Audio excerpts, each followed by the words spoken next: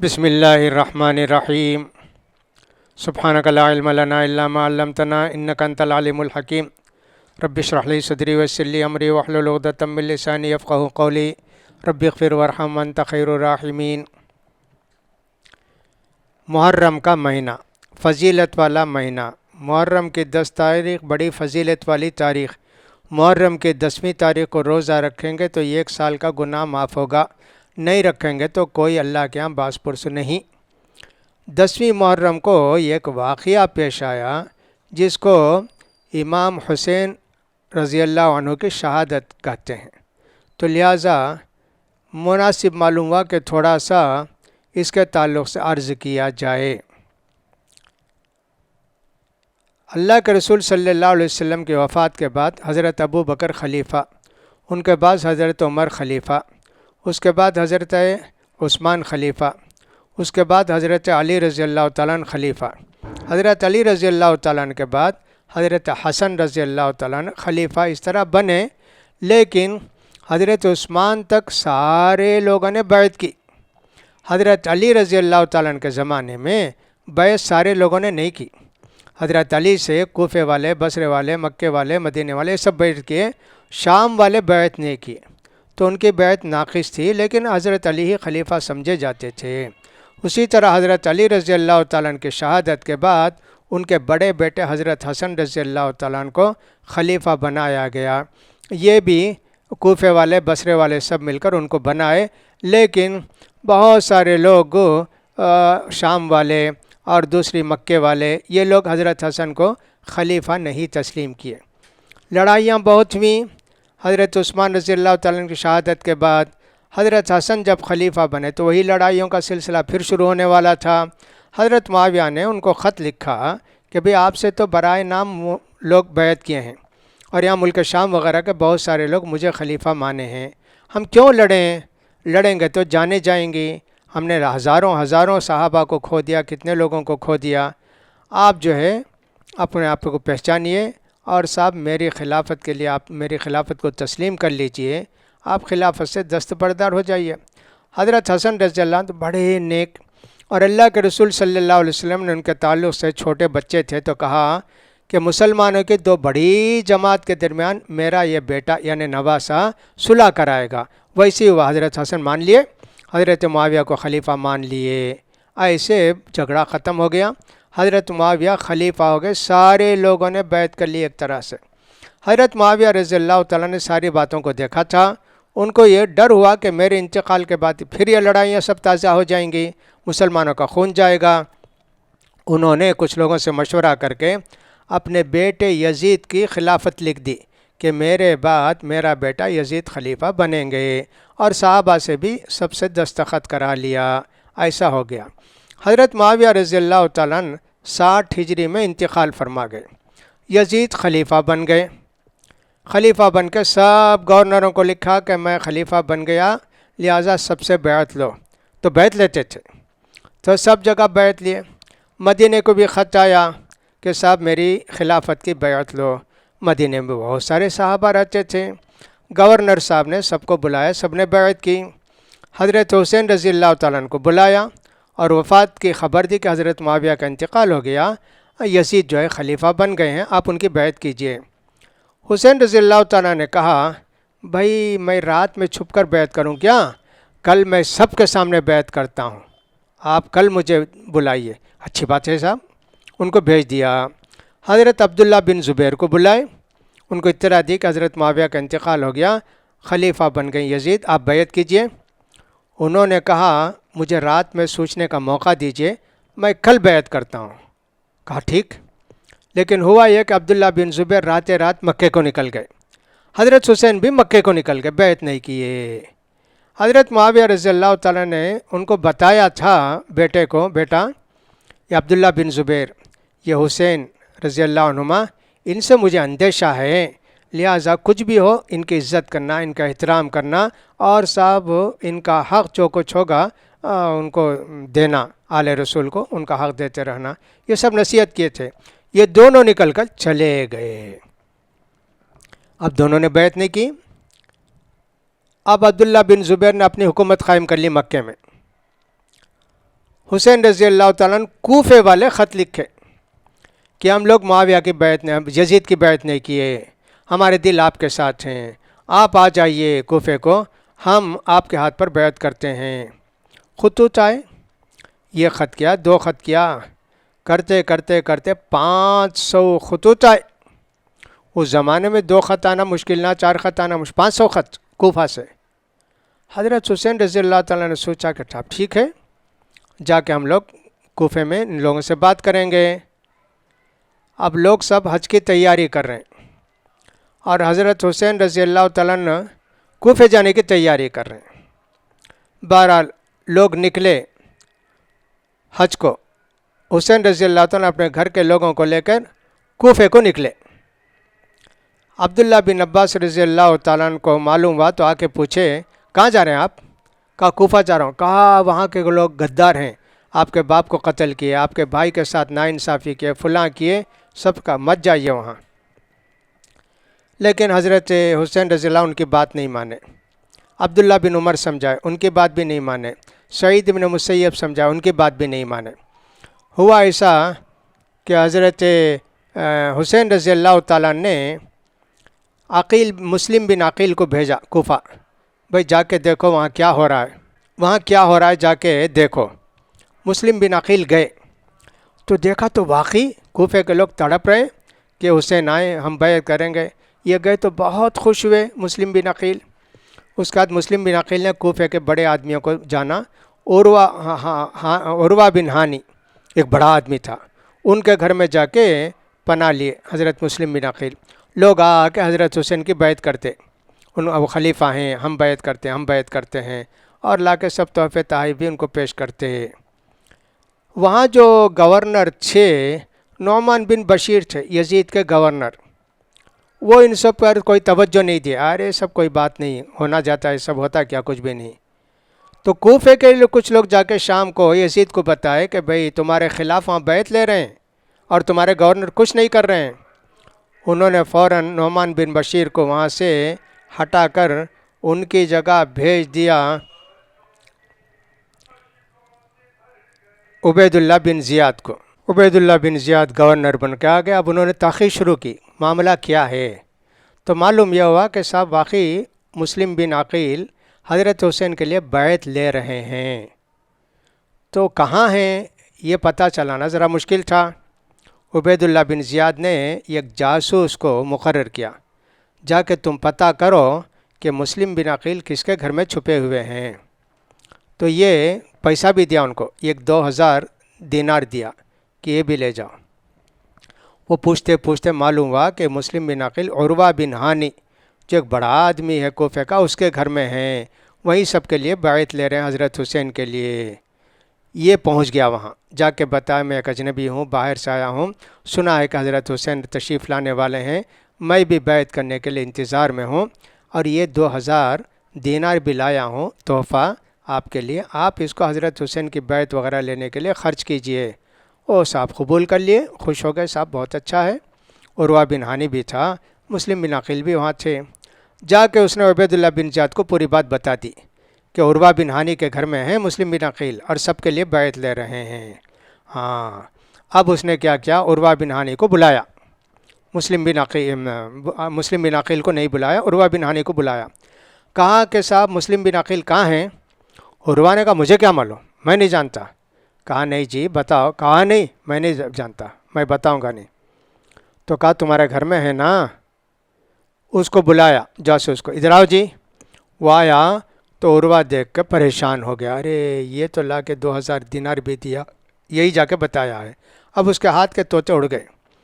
اس نے کہا حسین اگر میرے قدموں کے نیچے بھی نہیں بتاؤں گا میں۔ کہا ٹھیک ہے، ہم تم کو کل قتل کریں گے، کل قتل کریں گے، یہ اس نے کہا۔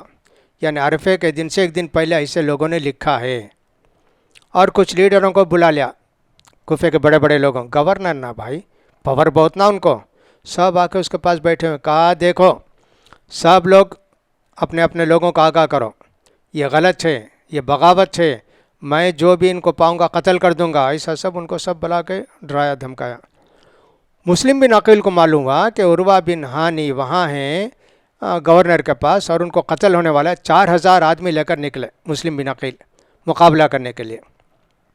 جا کے وہاں پہنچے تو دیکھا کہ صاحب عروہ کو قتل کیا, عروہ بن ہانی کو, اور اس کے بعد یہ 4000 آدمی احتجاج کرنے لگے.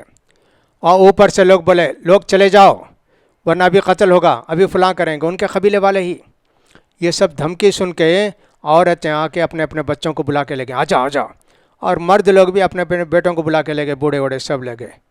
اب مسلم بن عقیل 4000 آدمی کو لے گئے نا, دیکھتے دیکھتے 30 آدمی باقی تھے, باقی سب لوگ چلے گئے. یہ دیکھو کتنی غداری.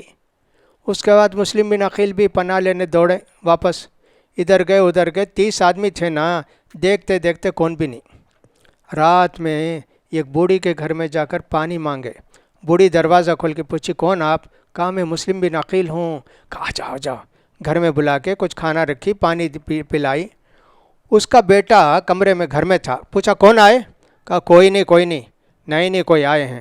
دیکھ لیا مسلم بن عقیل کو. جاتے فوراً عبید اللہ بن زیاد کو بول دیا کہ صاحب میرے گھر میں ہیں. ان کو گرفتار کر کے لائے مسلم بن عقیل کو. کہا اس نے کہ میں تم کو قتل کروں گا, تم نے بغاوت کی ہے. اب وہ بہت ساری تفصیل ہے اس کی. اس وقت مسلم بن عقیل نے کہا مجھے وصیت کرنے کا موقع دیجئے نا. کہا ٹھیک. عمر بن سعد بن ابی وقاص ان کو بلا کے کہے بھائی سب سے قریبی رشتہ دار تم ہی ہو, میں ایک وصیت کرنا چاہتا ہوں, یہ تم مہربانی کر کے پہنچا دو.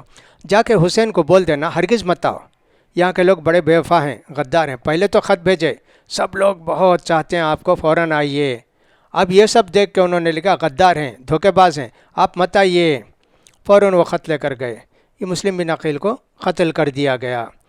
حضرت حسین نکل گئے تھے, لوگ منع کیے مت جائیے مت جائیے. سارے صحابہ کتنے لوگ تھے نا, سب منع کیے. یہاں تک کہ ایک آدمی کوفے سے جا رہا تھا, فرزدق بڑا شاعر, اس نے منع کیا مت جائیے, بہت بڑا دھوکہ ہے, آپ جانا چاہیں تو جائیں, بچوں کو سب مت لے جائیں, عورتوں کو مت لے جائیں. حضرت حسین کسی کی بات نہیں مانے. جب انہوں نے عمر بن سعد نے آ کے سنایا کہ صاحب مسلم بن عقیل کو تو قتل کر دیا گیا, کوفے کے لوگ غدار ہیں, اور سب ان کا ساتھ چھوڑ دیے. حضرت حسین کو اب سمجھ میں آئی بات, میں کیا کروں. بولے چلو مکے کو چلے جائیں گے.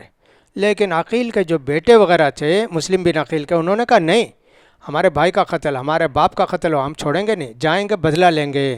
اب حضرت حسین مجبور ہو گئے جانے پر.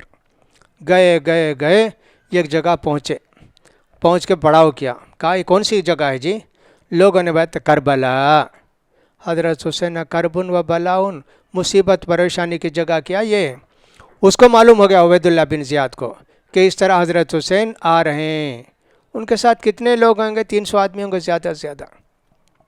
اس نے فوراً عمر بن سعد کو بلا کے کہا 4000 کا لشکر لے جاؤ, حسین سے کو نہیں آنا, وہیں پڑاؤ کرو, اس کے سوا کوئی چارہ نہیں تم کو. بھیجا. عمر بن سعد حضرت حسین کو روک دیے کربلا میں, نہیں جانا آپ کے لیے. یہ سب باتیں ایسی ہیں. حضرت حسین بھی مجبور ہو گئے سب دیکھ کر. آخر میں انہوں نے کہا بھائی میں 3 باتیں رکھتا ہوں, ان 3 باتوں میں سے کوئی ایک بات کی اجازت دو. کہا بولو. ایک تو ہے کہ میں مکہ چلے جاتا ہوں ابھی واپس, مجھے اجازت دو, گھر کے سب لوگوں کو بلا کر لے جاتا ہوں. دوسری بات یہ کہ جتنے لوگ سرحد پر جہاد میں مصروف ہیں مجھے بھی بھیج دو, میں بھی ایک مجاہد, جا کے لڑ کے شہید ہو جاتا ہوں.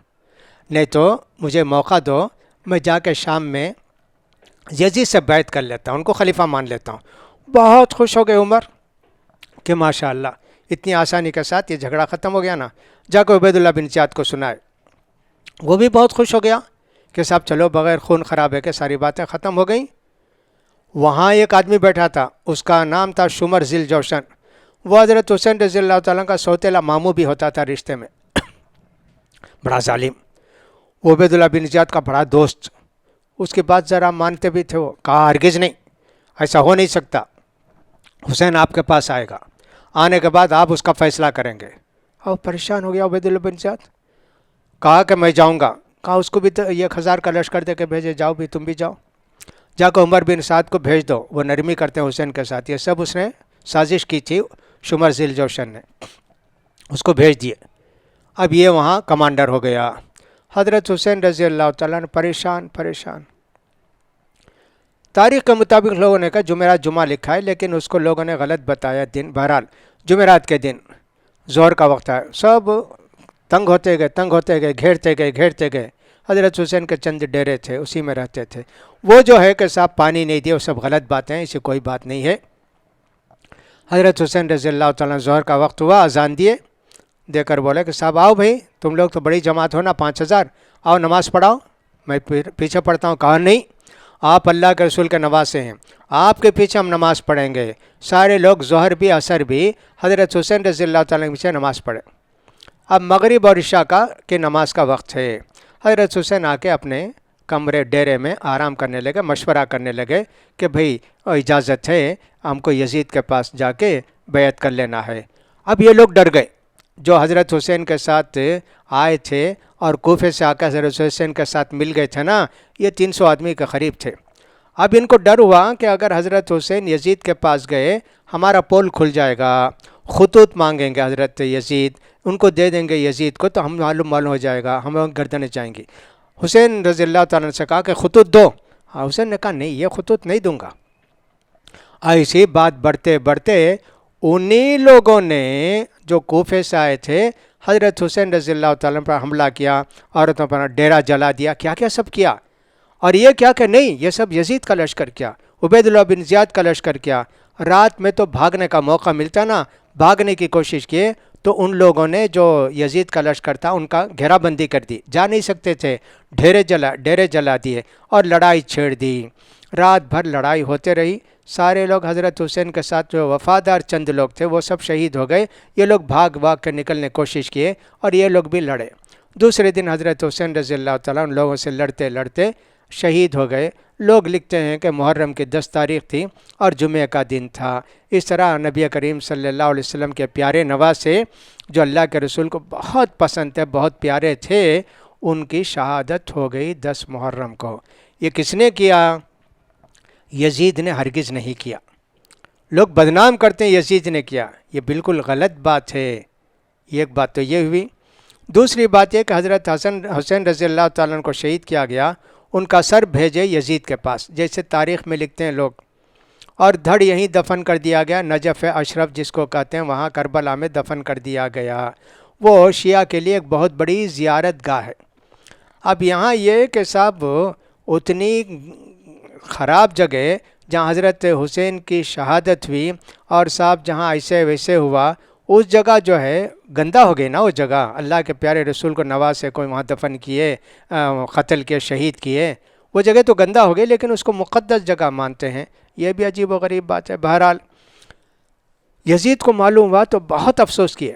یہ سب لوگوں کو بھیجے. حضرت حسین رضی اللہ تعالیٰ عنہ کے ساتھ جو بچے عورتیں تھے سب کی بڑی عزت کی اور سب کے ساتھ جو کچھ اچھا سلوک کر کے سب کو مدینے کو بھیجا. یہ سب باتیں ذکر کی گئی ہیں تاریخ کے اندر. تو یزید بالکل ان سے بری ہے. لہٰذا ہم کو یزید کے متعلق گالی دینا یا ان کو یزید پلید کرنا یہ سب ہمارے لیے جائز نہیں. نبی کریم صلی اللہ علیہ وسلم نے فرمایا کہ صاحب سب سے پہلے قسطنطنیہ پر جو مسلمان لشکر، اسلامی لشکر حملہ کرے گا، جتنے لوگ جہاد میں شرکت کریں گے سب کو اللہ معاف کر دیا. اس پہلی مرتبہ حضرت معاویہ کے زمانے میں جو قسطنطنیہ کا لشکر گیا، یزید کمانڈر تھے. اب اللہ کے رسول نے فرمایا ان کے سارے گناہ معاف ہو گئے. یزید کو لوگوں نے بہت بدنام کیا اور حضرت حسین رضی اللہ تعالیٰ کے متعلق یا شہادت کے متعلق بہت سارے کہانی، قصے، ناول لکھے، بہت لکھے، سب جذباتی. ایک واقعہ میں ذکر کروں. یزید کے متعلق بیعت ہو گئی، لوگوں نے بیعت کی. ایک آدمی جن کا نام مطیع تھا وہ مدینے میں رہتے تھے. حضرت حسین رضی اللہ تعالیٰ کے ایک مہندرے بھائی تھے، ان کا نام تھا محمد، ان کو ابن الحنفیہ کہتے ہیں. یہ مطیع آئے، بولے محمد بن ابن الحنفیہ سے یزید کی بیعت ہو گئی ہے، آپ بیعت مت کیجیے، وہ شرابی ہے، زانی ہے، بے نمازی ہے، بہت کہنے لگے. محمد بن حنفیہ جو حضرت حسین کے مہندرے بھائی تھے، انہوں نے کہا یہ کوئی بات میں نے نہیں دیکھی، میں ان کے ساتھ بہت دن تھا، علماء کے ساتھ بیٹھتے ہیں، دین کی باتیں سنتے ہیں، دین کی باتوں پر عمل کرتے ہیں، ایسی کوئی بات میں نے نہیں دیکھی جو تم کہتے ہو. نہیں، وہ ایسا ہے ویسا ہے، ساری باتوں کا کہا غلط ہے. تم نے دیکھا؟ متی نے کہا میں نے دیکھا نہیں، سنا نہیں. ہرگز نہیں بول سکتے ایسی باتیں. دیکھیے ان کے مہندر بھائی خود کہتے ہیں یزید نیک آدمی ہے، اچھے آدمی ہیں، خلیفہ ہیں، اور صاحب وہ نماز روزے کے پابند ہیں، سب کہتے ہیں، لیکن لوگوں نے ان کو کتنا بدنام کیا، ایسے ہو گیا۔ اب محرم کی 10 تاریخ آتی ہے تو اسے حضرت حسین کا غم مناتے ہیں، سب کچھ ہوتا ہے، لیکن جیسا کہ میں نے ایک مرتبہ کہا تھا کہ 10 محرم خوشی کا دن ہے، اس لیے خوشی کہ اللہ تعالیٰ نے موسیٰ علیہ السلام کو، بنو اسرائیل کو فرعون سے نجات دی، خوشی میں روزہ رکھے اللہ کے رسول بھی، صحابہ بھی، تو ہم اس دن غم منائیں تو کیسے ہے؟ بہت سارے لوگ چونکہ تاریخ نہیں پڑھے، حقیقت نہیں جانے، افسانوں میں چلے گئے، اس لیے غم مناتے ہیں۔ اگر وہ لوگ بھی تاریخ پڑھیں گے، صحیح تاریخ پڑھیں گے، ان کو بھی حقیقت معلوم ہو جائے گی اور وہ لوگ بھی ان چیزوں سے باز آ جائیں گے۔ اسلام میں کسی بھی رشتہ دار کا غم 3 دن سے منانے کی اجازت ہے، اس سے زیادہ نہیں۔ ہاں، بیوی اپنے شوہر کا غم 4 مہینہ 10 دن منائے گی، لیکن رشتہ دار کوئی بھی ہوں، لیکن 3 دن سے زیادہ ان کا غم نہیں منا سکتے۔ حضرت ابو سفیان رضی اللہ تعالیٰ عنہ کا انتقال ہو گیا، آپ کی پیاری بیٹی تھی ام حبیبہ، 3 دن غم منائی، 3 دن کے بعد پاؤڈر لگائیں، اسنو لگائیں، ایک بچی کو لگا کے پورا اپنے چہرے پر مل لیں، باقی تھا۔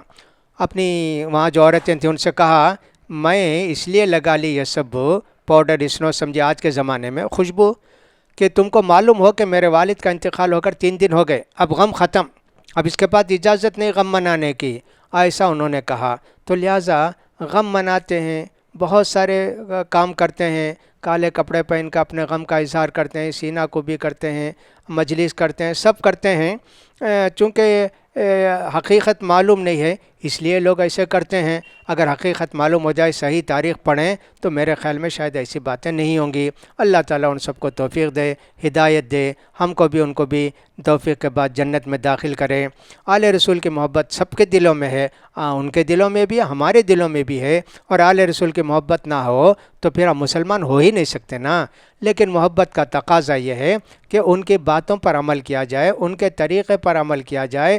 حضرت حسین رضی اللہ تعالیٰ نے جتنی حدیثیں بتائی ہیں، حضرت حسن نے جتنی حدیثیں بتائی ہیں، ان سب کو مانا جائے، حدیث کی کتابوں کو مانا جائے، اور دیکھا جائے کہ تاریخ کیا ہے، ان سب باتوں کا خیال کرنا چاہیے۔